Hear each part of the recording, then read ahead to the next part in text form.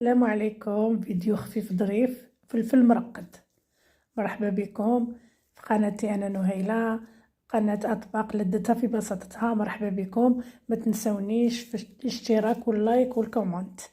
اسرع فلفل مرقد في العالم، غتحصلي على نتيجة ولا اروع. تشدي الفلفل الحار تشقيه، وليدي اللي غيقدم اليوم الوصفة كانوا يديا مشغولين، دونك هو اللي غادي يشد الفلفل. غتقسميه شويه من التحت تشوفي كيفاش غيدير له. اسرع فلفل مرقد والنتيجه ولا اروع. الناس اللي تحب الحار، يعني هو هذا ماشي حار بزاف، وانما تقدر هاد الطريقه ديريها حتى مع الفلفل الحلوه.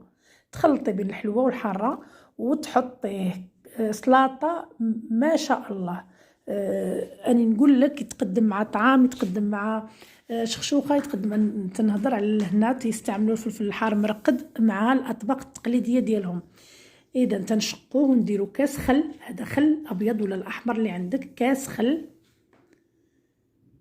نفس العبار اللي كيلتي به زيت، كاس زيت، واحد ماء وكاس ماء، كاس زيت كاس خل كاس ماء، وتسنينات نتاع الثوم، وتملحي، تديري الملح حسب الذوق. هنا وليدي ما لقاش الملح طبعا وراح يحوس عليه.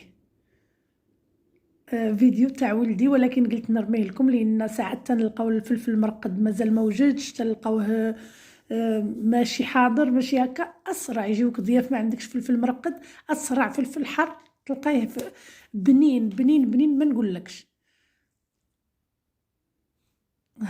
راح ولدي يعمر الملحه. تسمحوا لي على هذا الفيديو، ولكن خفيف ظريف وعجبني والنتيجه كانت رائعه وشكروه لي الناس. قلت غنعطيه لكم ديروه وجربوه وشوفوا، ومختلف على ها هو. من بعد ما 5 دقائق، 5 دقائق تحطيه فلفل ولا اروع. مذاق تقدري تحطيه مع اي حاجه حبيتي. انا البارح قدمته مع شخشوخه، وان شاء الله يعجبكم وجربوه وردوا لي الخبر. راه مذاق تاعو حتى مع الحلو، وبصحتكم وصحه فطوركم.